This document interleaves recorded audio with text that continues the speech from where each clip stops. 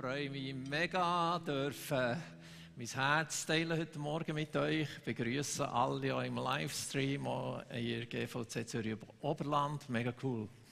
Danke für die 2 Worship-Songs, die ich eingenommen in Gegenwart von Gott.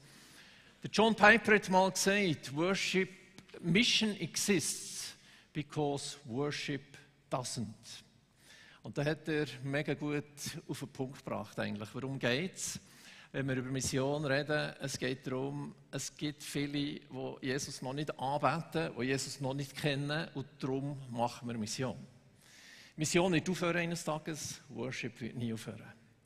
Das Endziel ist, dass wir mit Menschen aus allen Sprachen, Nationen und Völkern vor dem Thron von Gott stehen. Und das wird der Worship sein. Ich sage euch, ihr werdet alle Sprachen verstehen. Wir werden interkulturellen Worship haben. Es wird einfach Sahne sein. Und für diese Vision gebe ich mein Leben, dass Menschen aus allen Nationen, aus allen Volksgruppen checken, wer Jesus ist und ihn mit Begeisterung anbeten. Mission nicht aufhören, Worship nie. Mission exists because worship doesn't. Ja, jetzt möchte ich gerne einsteigen mit dem 1. August. Wir haben 1. August gefeiert und viele von uns sind glücklich, Schweizer zu sein. Und ich weiss nicht, ob ihr euch bewusst seid, dass wir mega privilegiert sind als Schweizer. Es gibt so einen Human Development Index, wo man immer wieder eine Rangliste machen. In welchen Ländern geht es am besten? Man tut Ausbildung berücksichtigen, Gesundheitsversorgung, durchschnittliches Einkommen und ganz viele verschiedene Faktoren. Und ich möchte gerne euch zeigen, wer auf Nummer 1 ist. Die Schweiz ist auf Number 1. Genau. Jetzt, was kannst du dafür, dass du hier in der Schweiz bist? Viele Schweizer haben das Gefühl, ja, wir müssen die anderen draussen behalten. Aber Leute, solange wir Number one sind und es in vielen Ländern so schlecht geht, werden Leute kommen. Eine Möglichkeit, um das vielleicht ein bisschen zu verändern, ist, wenn wir zu ihnen gehen und die Situation dort verbessern. Aber es ist ein riesen Unterschied. Und wir, ja, vielleicht noch da kurz. Manchmal höre ich auch Schweizer, die am Klagen sind über das, was in der Schweiz nicht gut läuft. Und ich denke immer, und manchmal sage ich so, du klagst auf einem sehr hohen Niveau. Oder wir klagen, wenn Schweizer klagen, dann auf einem sehr hohen Niveau. Ihr seht hier den zweiten Teil der Statistik, das sind die letzten 10 von dieser Rangliste. Und genau in diesen Ländern arbeiten wir in 3 davon, Guinea, 182, Burkina 184, Tschad 190. Wir gehen bewusst in Länder, wo die Not auch rein materiell einfach riesig ist, für versuchen den Leuten etwas von dem, was wir haben, weiterzugeben. Wir sind so privilegiert, dass wir das teilen sollten, was wir haben bekommen. Und ich möchte mit euch eintauchen heute in eine mega faszinierende Geschichte. Für mich ist es eine der Schlüsselstories der Bibel. Sie ist in allen 4 Evangelien geschrieben, auch weil sie so wichtig ist. Eines der Wunder, das in allen 4, ich glaube das einzige in allen 4 Evangelien ist. Und wir wollen dort drin entdecken, was bedeutet es wirklich heute, Jesus nachzufolgen und einen Unterschied zu machen. Kurz der Kontext von dieser Story. Jesus hat gehört, dass sein Freund und Verwandter, der Johannes der Täufer, ist geköpft worden. Die Jünger von ihm sind ihm das sagen. Und Jesus hat das sehr berührt, bewegt.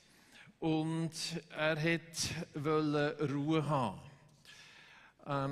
Wir lesen das, als Jesus das hörte, fuhr er mit einem Boot in eine entlegene Gegend. Er wollte allein sein. Aber die Leute aus den umliegenden Dörfern, Orten merkten, wohin er gehen wollte und folgten ihm in Scharen auf dem Landweg. Also Jesus hat eine ganz schwierige Information müssen verdauen und er hat sich einfach auch mal zurückziehen. Er hat Ruhe gebraucht. Er hat das nicht einfach so wegstecken. Und jetzt sind die Leute aber so Fan von ihm, dass sie im Ufer nachgelaufen sind. Und jetzt, ja, wie reagiert er weg, als er aussteigt? Sagt er, hey, sorry, heute Timeout, ich kann nicht, ich will nicht, ich brauche mal Zeit für mich. Was hat er gemacht? Als Jesus aus dem Boot stieg und die vielen Menschen sah, hatte er Mitleid mit ihnen und heilte ihre Kranken. Jesus hat es bewegt. Jesus hat es berührt. Jesus ist es nicht egal gewesen, dass die Menschen nichts zu essen haben oder kein Dach über dem Kopf haben, wenn sie krank sind oder keinen Sinn und Hoffnung und Ziel für ihr Leben haben. Es ist ihm nicht egal, wenn junge Mädchen beschnitten werden oder Genitalverstümmelung müssen erleben. Es ist ihm nicht egal, sondern er hat ein Herz für die Leute. Und ich erlebe immer wieder Leute, die, wie man es jetzt von Jesus in dieser Situation denken könnte, das Gefühl haben, die sind irgendwie abgestumpft. Das betrifft sie nicht mehr, die Not dieser Welt. Das ist zu weit weg. Oder ich habe genug Probleme mit mir selber und bin beschäftigt mit mir selber.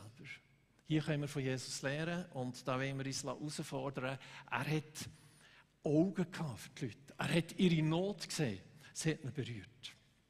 Das Zweite, was wir in diesem Text sehen, Jesus hat sehr ganzheitlich auf Bedürfnisse der Menschen eingegangen. Zuerst hat er einfach mal alle gesund gemacht. Dann hat er das Evangelium predigt und am Ende hat er ihnen noch zu essen gegeben. Er hat ihre Bedürfnisse gekannt und hat versucht, ganzheitlich auf sie einzugehen. Für ihn war das ganz normal gewesen.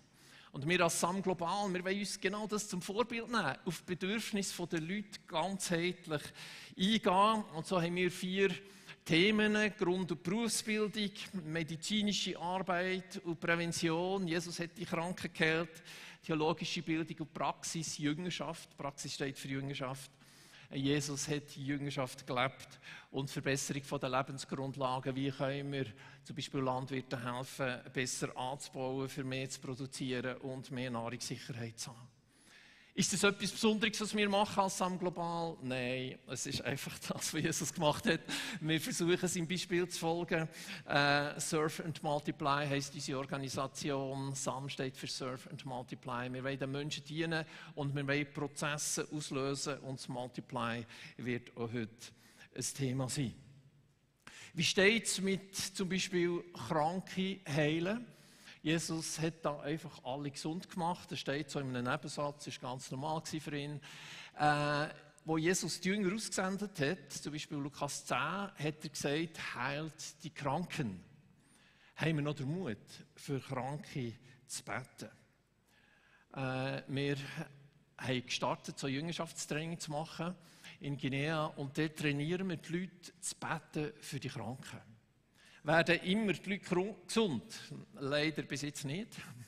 Aber es werden Leute gesund. Und das ist cool, wenn die Leute zusammenkommen, die wir immer aussenden, am Nami schicken müssen, für Outreach zu machen.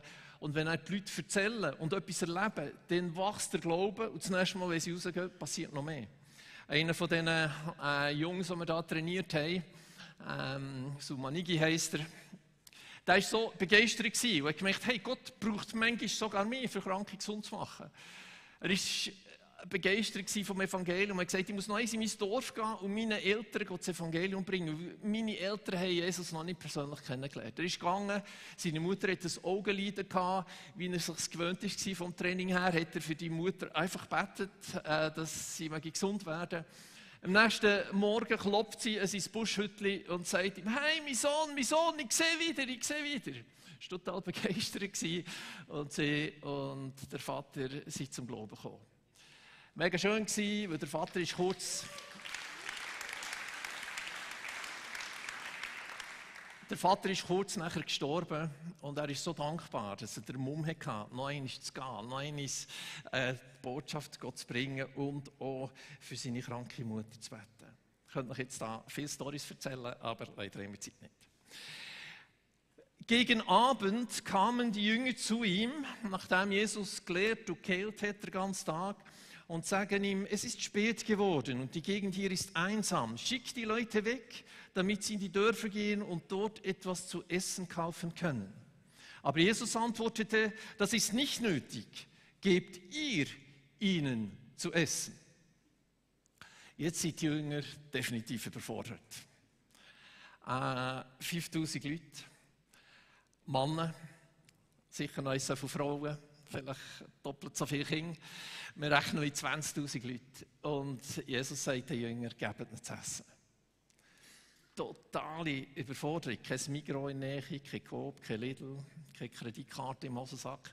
Ja, wie machen wir das?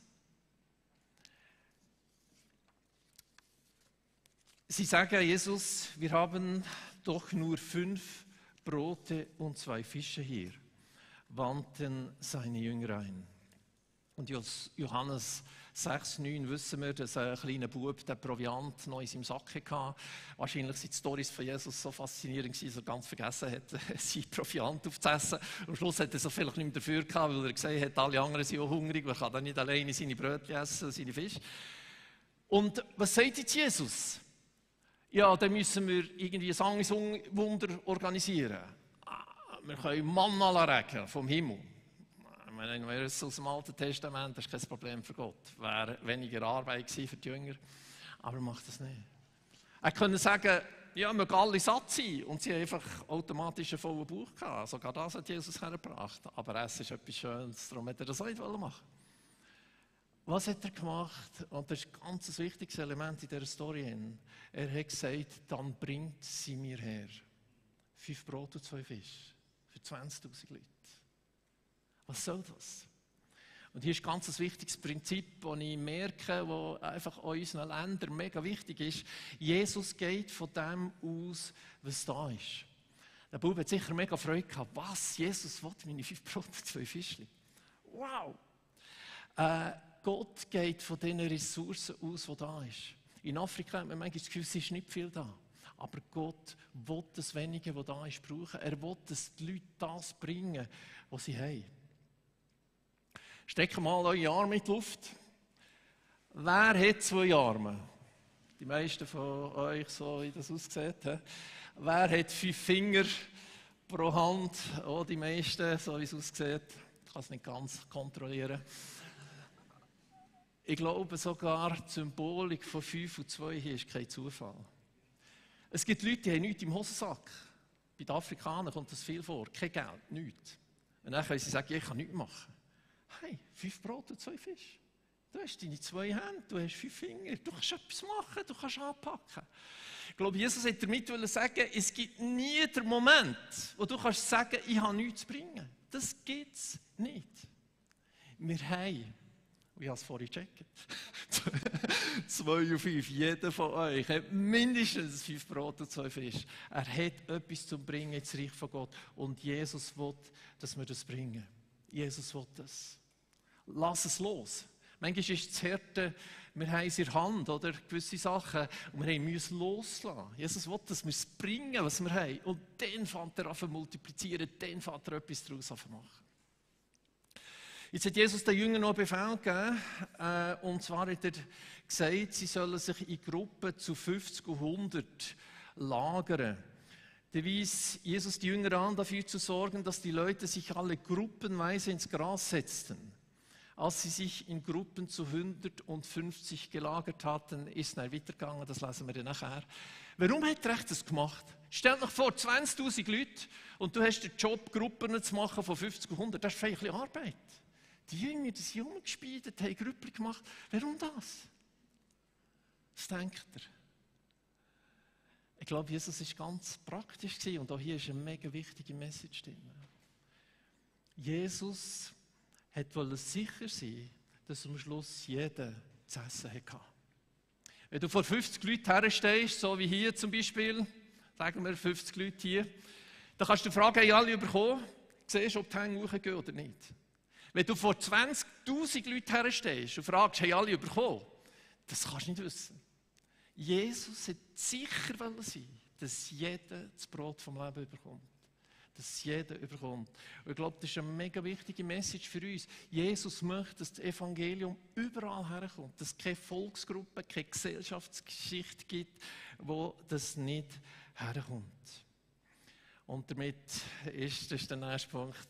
Jesus will, dass jeder zu essen bekommt. Und nur so hätte er das sicherstellen können. Leider gibt es heute noch sehr viele, die noch zu essen nicht bekommen haben. Es gibt sehr viele, die das Evangelium noch nicht in ihrer Sprache bekommen haben. Es gibt sehr viele, die noch nicht wissen, dass Jesus ihnen ihre Schuld vergeben möchte und ihnen den Weg zum Leben zeigen. Und Gott möchte, dass wir Gruppen machen, dass wir schauen, dass jeder überkommt. Wir lesen weiter, was hat er dann gemacht? Er hat die 5 Brot und die beiden Fische genommen, hat zum Himmel aufgeschaut und dankte, dann teilte er das Brot, reichte es seinen Jüngern und die Jünger gaben es an die Menge weiter. Und hier ist der 5. Punkt, den wir hier lernen. Jesus will normale Menschen wie dich und mich brauchen. Ich finde es so faszinierend in der Story, zu sehen, das Einzige, was Jesus gemacht hat, ist das, was die Jünger nicht selber machen konnten. Er hat gesagt, bringt mir die 5 Brote und 2 Fische. Macht Gruppen. Nachher hat er ihnen das Brot gegeben. Sie mussten es verteilen. Am Schluss, das wissen wir aus der Geschichte, haben sie es noch einsammeln. Die Jünger haben gearbeitet. Und Jesus war einfach da und hat multipliziert. Das hätte die Jünger nicht können. Das hätte er machen müssen. Ich glaube, das ist ein wichtiges Prinzip. Jesus will dich und mich brauchen. Und er will das, was wir machen, vermehren, etwas daraus machen. Aber ich kann nicht ins Sofa hocken und sagen, Gott lass Brot regnen überall auf der Welt, dass die Leute das Evangelium hören. Wäre cool, aber leider geht es so nicht. Dann etwas anderes, ich stelle mir vor, eben Jesus hat dann das Brot den Jüngern gegeben, die Jünger haben es den Leuten gebracht, den Gruppen, die sie gemacht haben. Und ich stelle mir vor, dass sie immer wieder, wenn der Korb leer war, haben müssen zurückgehen zu Jesus. Und ich möchte da sagen, es gibt so wie 3 Arten von Christen. Es gibt die frischen Brötchen-Christen. Das sind die sich gewandt sind, zu Jesus zu gehen, Zeit mit ihm zu verbringen, Gemeinschaft mit ihm zu haben, sein Wort studieren, sich beschenken. Und dann haben sie etwas zum Verteilen, frische Brötchen. Und frische Brötchen, die wisst alle, da isst man besser, es schmeckt anders, es macht einfach sehr viel mehr Spass. Ich kann mich noch erinnern, im Militär, an ihrer Rekrutenschule war, da haben sie immer so altes Brot gefuttert, so 3 Tage altes Brot, weil wir einfach weniger gegessen als Rekruten. Und einmal ist das Management nicht aufgegangen und sie mussten frisches Brot geben, weil es kein altes mehr hatte. Leck, haben wir zugeschlagen dort. Wir haben sicher das 3-fache gegessen, frische Brötchen, wow, ist das fein gewesen. Sind wir Leute, die frische Brötchen zum Verteilen haben. Die Leute sollen spüren, dass wir mit Jesus unterwegs sind, dass es sich lohnt, das darf duften, Leute. Mit Jesus die Beziehung so pflegen, dass wir etwas weiterzugeben haben. Es gibt nämlich auch die Schimmelbrot-Christen oder die Härtebrot-Christen. Das sind die zwar tapfer in Gottesdienst gehen und ab und zu die Bibel lesen, aber sie verteilen nichts. Sie setzen nicht um, was sie gehört haben und gecheckt haben. Und das ist nicht mehr sehr attraktiv. So Herzbrot. Wir waren in einem Tropengebiet. Nach 3-4 Tagen hat es blau wie grüne Schimmel gegeben beim Brot. Das hat nicht mal der Hunger gegessen. Das ist nicht interessant. Und das Letzte, die 3. Art von Christen, das sind die kein Brot mehr Christen. Das sind die mega aktiv sind, spielen, machen, tun und so weiter. Aber sie merken nicht, dass sie selber sich beschenken müssen. Ich war manchmal so in Phasen, wo ich gemerkt habe, hey, jetzt ist die Korb leer, jetzt musst du selber wieder mal den Korb füllen und brauchst das. Ja, und das Geniale, Jesus hat multipliziert und damit kommen wir zum nächsten Punkt, der auch sehr cool ist. Alle aßen und wurden satt. Und als man anschließend die Reste einsammelte, da waren es noch 12 Körbe voll, etwa 5000 Männer. Und vielleicht 15.000 andere hatten zu essen bekommen, außerdem noch viele Frauen und Kinder. Alle sind satt worden durch Multiplikation. Jesus hat aus diesen mickrigen 5 Brot und 2 Fisch mega viel gemacht. Und Jesus will aus deinen 5 Brot und 2 Fisch etwas machen. Er kann multiplizieren, er will multiplizieren. Und was spannend ist, Jesus hat mehr als genug Brot für alle. Und ich glaube, das ist der Grund für dass es 12 Körbe am Schluss gegeben hat. Man hat ja das Brot eingesammelt am Schluss und es waren 12 Körbe. Warum jetzt gerade 12?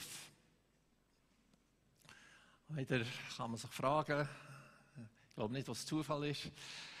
12 Stämme in Israel. Und ich glaube, Jesus wollte sagen, es hat mehr als genug für jeden Stamm von Israel. Es gibt keinen Stamm, der sagen kann, hey, für uns reicht es nicht. Es hat mehr als genug für jeden Stamm von Israel. Und jetzt könnt ihr sagen, ja, aber wir sind ja keine Israeliten, reicht es denn für uns auch? Und das ist mega interessant. Das Wunder wird noch eins wiederholt, das Kapitel später, Matthäus 15. Diesmal sind ein bisschen weniger Leute da, 4000 Männer. Und es sind 7 Brot und ein paar kleine Fische. Und wisst ihr, wie viele Körbe am Schluss bleiben? Wer ist ein guter Bibelkenner? Es waren 7 Körbe. Und warum? Was ist 7? Es ist die Vollzahl in der Bibel. Und ich glaube, Jesus hat das Wunder noch eins wiederholt, für zu sagen, es ist nicht nur für die 12 Stämme von Israel. Es ist auch für die Vollzahl von den Heiden. Es hat für alle mehr als genug. Da wäre es jetzt ein bisschen schwierig gewesen, genug Körbe zu haben für jede Volksgruppe von dieser Welt. So viel hat es dort nicht rumgehabt, darum hat er eine symbolische Zahl genommen. Und es ist spannend, im griechischen Text, wenn ihr das nachschaut, dann merkt ihr, das ist nicht einfach ein Spleen vom Jürg. Dort war das Wort für Korb ein anderes gewesen. In Matthäus 14 steht Kophinos, das ist das Wort, das die Juden gebraucht haben für Korb. Und in Matthäus 15 steht Zyphris, und das ist das Wort, das mehr von den Heiden gebraucht wurde, sehr grosse Körbe waren. Also ich glaube, da ist eine Message drin. 12 und 7. Es hat mehr als genug. Und wieder die gleiche Message, es sollen alle bekommen. Es hat mehr als genug für alle. Ja, was bedeutet das jetzt praktisch? Und jetzt möchte ich den Text noch ein bisschen versuchen anzuwenden, ganz praktisch. Gibt es überhaupt noch Leute, die das Brot vom Leben noch nicht kennen? Leider ist es immer noch so, dass sehr viele Menschen auf dieser Welt das Evangelium noch nie in verständlicher Art und Weise gehört haben. Ich zeige euch hier eine Karte, wo jeder Punkt ist ein Punkt, der steht für ein unerreichtes Volk oder ein wenig erreichtes Volk. Und die 2 blauen Kreise sind die Gebiete, die wir Assam global schwerpunktmässig arbeiten. Jetzt denkt ihr vielleicht, ja, hey, so viel, too much, überfordert, wie die Jünger, oder? Geben wir auf. Ich habe es sehr cool gefunden, dass die GVC-Bewegung 2010 entschieden hat, zu sagen, hey, wir können nicht all die unerreichten Völker erreichen, aber wir wollen uns auf ein Schlüsselvolk konzentrieren, und nämlich auf Peul in Guinea. Und ich glaube, das ist weise, weil wir können nicht alles machen. Auch wir als Assam Global, wir können leider nicht alles machen. Ich würde es lieben, wenn ich für jedes Volk etwas machen könnte, aber es geht leider nicht. Und so haben wir uns entschieden, unter der Fulbert in Guinea, das ist das Schlüsselvolk von Westafrika und das Schlüsselvolk in Guinea, rund 5 Millionen Leute, 99,99% Muslime, Evangelikale 0,00%. Es sind vielleicht 200 Christen, die wir inzwischen kennen. Und es war mega cool. Die GVC hat 3 Families ausgesendet, Rohners, Toggenburgers und Ringenbachs, ein ganzes Team. Toggenburgers sind übrigens heute da, um auch Auskunft zu geben zum Projekt. Und es ist wirklich etwas entstanden. Und ich möchte euch das jetzt einfach kurz reinnehmen. Was ist entstanden? Weil die sind Teil von dem. Die haben Geschichte geschrieben in Guinea. Das Erste, was entstanden ist, wo der Philipp Toggenburg, der heute da ist, sehr viel dazu beigetragen hat, das ist die Handwerkerschule. Wir haben eine Bauhandwerkerschule gemacht. Hier seht ihr der 4. und 5. Lehrgang, den die Schule durchlaufen hat, da haben junge Männer eine Perspektive bekommen und sie haben auch die gute Nachricht gehört, und es sind ein paar von ihnen effektiv haben sich entschieden, Jesus nachzufolgen, obwohl der Preis sehr hoch ist. Ihr seht unten links der Philipp und rechts der Sandro, der Itzig-Leiter. Wir haben die Arbeit inzwischen einem einheimischen Team übergeben. Aber wir merken, sie brauchen noch Coaching, weil sonst ist die Gefahr, dass sie einfach Geld verdienen und die Ausbildung dann weit hinterher geht. Aber merci vielmal, dank euch und dank Philipp, der geschickt hat, und der Sandra, ist das entstanden. Die Sandra sieht ihr auch nebendran beim Philipp, dort hinten ist sie. Dann etwas anderes, was wir machen dort und was ihr auch dazu beigetragen habt, ist, wir versuchen, Wasserversorgung in Dörfern aufzubauen. Und vielleicht hat jetzt der Sandra ein bisschen mehr Zeit, wenn wir noch 2 Handwerker hätten, könnten wir dort sehr viel mehr machen. Weil häufig müssen die Mädchen das Wasser tragen, zum Teil sehr weit, zum Teil ist es zu viel Gewicht für sie, das so gesundheitlich einfach nicht gut ist. Und man hat Untersuchungen gemacht, wenn Leute sauberes Wasser hätten zum Trinken, dann werden sie weniger krank, die Kinder gehen regelmässiger in die Schule. Man hat eine ganze Serie von Problemen hat man weniger und darum wird sich das mega lohnen. Und so eine Wasserversorgung in einem Dorf, das kostet nicht das Vermögen, ist auch nicht eine riesige Arbeit, aber man muss es gleich machen. Etwas anderes, was wir gemacht haben mit eurer Hilfe, das ist ein Studienzentrum, das hat der Stefan Ringenbach vor allem gemanagt. Und da sind Hunderte von jungen Leuten durchgegangen, die Englisch gelernt haben, Computer gelernt haben und etwas von guter Nachricht mitbekommen haben. Und auch da sind Einzelne zum Glauben gekommen. Der eine, erst als er dann studiert hat, er hat eine Bibel geschenkt bekommen, plötzlich Vater die lesen. Gott begegnet ihm und heute ist er ein treuer Jesus-Nachfolger.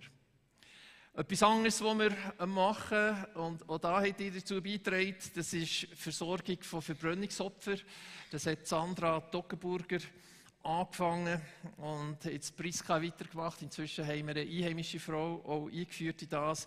Und das ist eine coole Sache. Also nicht, dass die Kinder sich verbrennen, aber die Leute kommen immer wieder, bis sie gesund werden. Man betet für die. Und wir haben Heilungen erlebt, wo ich manchmal nicht sicher war, ist jetzt die medizinische Behandlung, die man gemacht hat, oder das Gebet, wahrscheinlich hat beides sehr viel dazu beigetragen, wo man gedacht hat, das könnte gar nicht möglich sein. Sehr gute Heilungserfolg. Aber dann haben wir gemerkt, und dort hat auch der Manuel Liniger dazu beigetragen, dass viele Verbrennungen passieren, weil die Leute auf offenem Feuer kochen, dann geht so ein Kochtopf um, das Kind verbrennt sich schlimm. Und wir haben gemerkt, noch genialer als nur die Leute behandeln, die verbrannt sind, ist, wenn wir Öfen machen können, wo der Topf nicht mehr umfallen. Und dann haben wir da mit der Hilfe der GVC, der hat das Projekt finanziert, haben wir einen Ofenbauer ausgebildet und der hat Dutzende von Öfen bauen in den Dörfern. Es braucht nur noch halb so viel Holz zum Kochen und der Topf kann nicht mehr umfallen. Eine Idee von der GVC. Ja.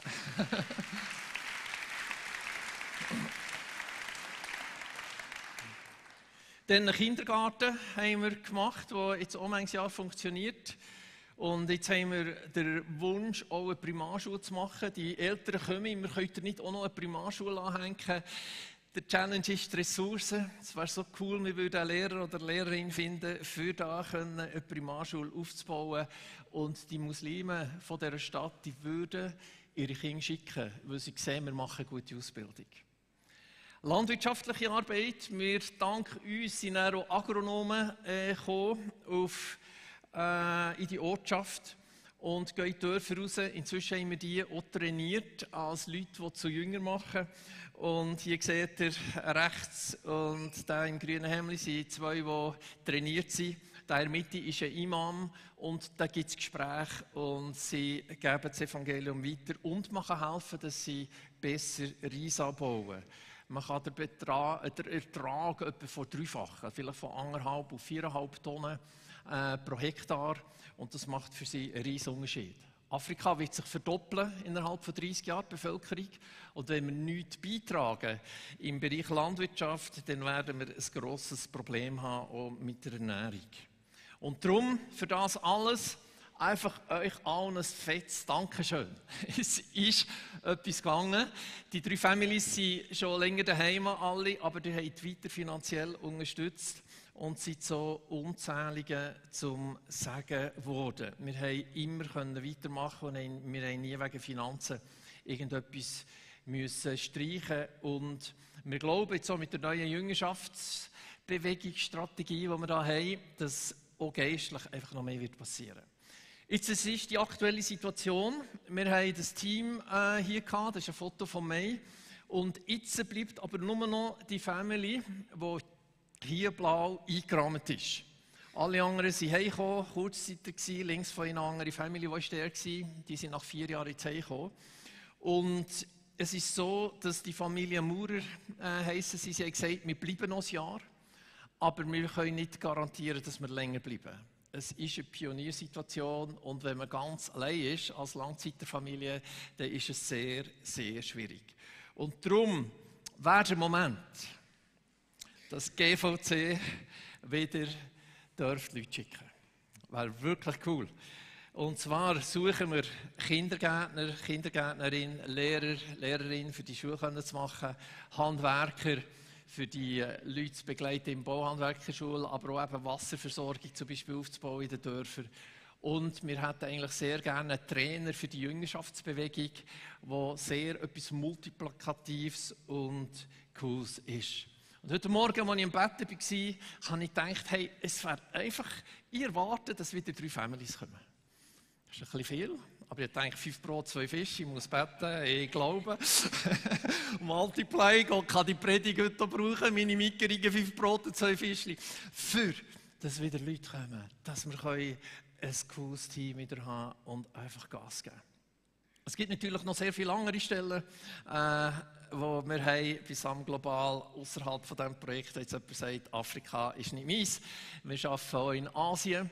Dort ist übrigens der Asien-Verantwortlich, der David Keller. Jetzt können wir das nächste Bild einspielen. Der David Keller ist Teil der GVC Zürich Oberland. Und die dort sind, können zum David-Stand gehen. Und er ist unser Asien-Spezialist, 14 Jahre in Kambodscha gewesen und baut den Bereich B4T auf, Business for Transformation. Weil in Asien kannst du eigentlich fast nur mit Business-Projekten etwas machen. Und da brauchen wir auch eine neue Art von Mitarbeitenden. Es braucht nicht nur Pastoren und Handwerker und Krankenschwestern, wir brauchen auch gute Businessleute, die Leute trainieren in diesem Bereich. Und jetzt möchte ich gerne zum Schluss einfach noch 2, 3 Beispiele geben, was macht Gott heute noch aus wenig viel. Ein Beispiel ist, wir haben angefangen gegen Lepra zu kämpfen vor 40 Jahren und man hat das Gefühl, es ist hoffnungslos. Heute kann man sagen, weniger als 1 auf 10'000 hat noch Lepra, also laut WHO haben wir es besiegt. Mega cool. Kampf gegen Mädchenbeschneidung. Wir machen das seit 20 Jahren. Das ist eine riesige Aufgabe, so tief verankert in der Bevölkerung. Aber es passiert immer mehr. Ich habe den Halbjahresbericht bekommen und es ist sehr, sehr ermutigend zu lesen, dass zum Beispiel nur im letzten halben Jahr über 1000 Dörfer sind sensibilisiert worden und 58% von denen, die da teilgenommen haben, haben dann unterschrieben, sie wollen das nicht mehr machen. Wir haben Film, wir haben eine App, die sich verbreitet. Und was sehr cool war, gestern habe ich eine Nachricht bekommen, oder gestern war auf den Medien, dass in Serekore, das ist eine wichtige Stadt in Guinea, 8 Leute sind verurteilt worden, 9 Leute sind verurteilt worden, weil sie Female Genital Mutilation praktiziert haben. Das Gesetz ist schon lange da, das Verbot ist, aber man macht es immer noch. Und jetzt war es das erste Mal ein richtiger Gerichtsprozess gewesen. Und das wird helfen, wir arbeiten darauf hin, dass das nicht mehr gibt in Guinea. Guinea ist nach Somalia das 2. Land auf dieser Welt. 97% haben das müssen durchmachen. Ich hoffe, jetzt ist es schon zacken weniger und wir arbeiten, bis es vorbei ist. Genau.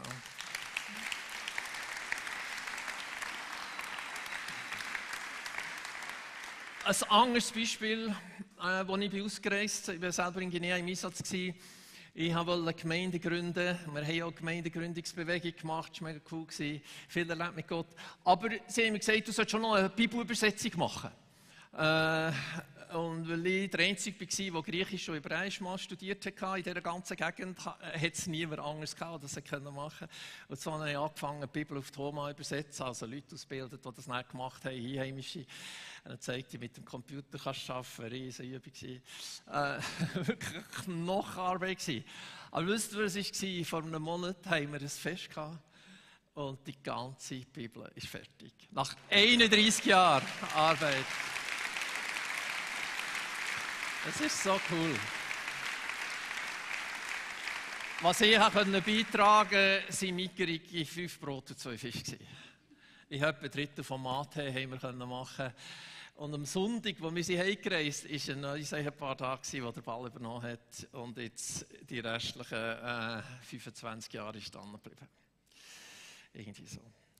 Ja, und die Jüngerschaftsbewegung noch als letztes Beispiel ist mega ermutigend zu sehen, was passiert. Wir haben etwa 150 Leute trainieren. Viele von denen haben wieder andere trainiert. Viele von denen haben bereits auch Muslime zum Glauben geführt. Und etwas, was sehr cool ist, wie können wir vielleicht das letzte Bild noch nehmen? Okay. Was sehr cool ist, es gibt immer mehr Bibeln in lokalen Sprachen. Ich weiß nicht, ob ihr mal geschaut habt auf YouVersion, der hat ja wahrscheinlich die Bibel auf eurem Handy. Da hat es etwa 1600 Sprachen. Und wir können, das haben wir noch nie vorher, den Leuten in ihrer lokalen Sprache das Evangelium geben. Und wenn die das hören, hey, die strahlen, es ist so cool. Wir haben eine Chance, die wir noch nie hatten, das Brot vom Leben weiterzugeben. Viele Leute können nicht lesen, darum ist das geschriebene Wort ist cool. Das gibt es jetzt auch auf Audio bereits. Aber noch cooler ist, wenn sie es hören können. So cool. Und ich habe das x Leute verteilt. Ich war jetzt selber in einem Jüngerschaftstraining, da mache ich selber auch Outreach. Ich weiß nicht, wie viel, dass ich die Bibel auf ihr Handy gespielt habe, in ihrer Sprache. Es ist so cool. Und auch in der Schweiz können wir das machen. Ich bin kürzlich im Spital jemanden besuchen, hat einen ins Bett gemacht nebendran und dann dachte ich, die könnte von Somalia sein. Ich habe sie gefragt, bist du von Somalia? Ja, ja. Und dann habe ich schnell die Bibel auf Somalia vorgeholt auf meinem Handy und Johannes 3 auf Somalisch laufen. Und die hört, wow, hey, ist meine Sprache. In Pause ist sie runtergespielt, hat ihr das Handy geholt, die hat die App drauf gespielt und sie hat die Bibel auf Somalisch. Das haben wir, die Möglichkeiten haben wir. Lasst uns das nutzen. Wir wollen das Brot vom Leben weitergeben. Und damit komme ich zum Schluss.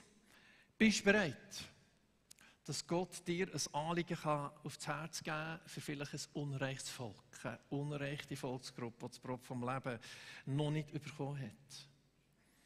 Was sind deine 5 Brot und 2 Fische, die du kannst beitragen kannst, dass jeder das Brot vom Leben bekommt?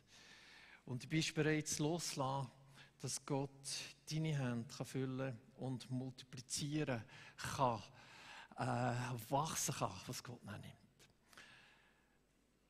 Vater im Himmel, du meinst es so gut mit uns. Wir sind top privilegiert. Du hast uns das Brot vom Leben gegeben. Wir leben in einem Land, wo so viele Bedürfnisse abdeckt sind. Und jetzt hilf uns, das Brot vom Leben zu verteilen. Hilf uns loszulassen, was wir vielleicht festklammern in unserer Hand. Für dies zu geben, dass du etwas daraus machen kannst, zu deiner Ehre, dass überall Worship kommt. Dass überall Menschen mit Begeisterung für dich anbeten. Brauch uns und brauch das, was wir bieten können, zu deiner Ehre. Jeder von uns, jeder hat 2 Hänge und 5 Finger. Jeder hat 5 Brot und 2 Fische. Multiplizier es, mach etwas daraus zu deiner Ehre. Amen.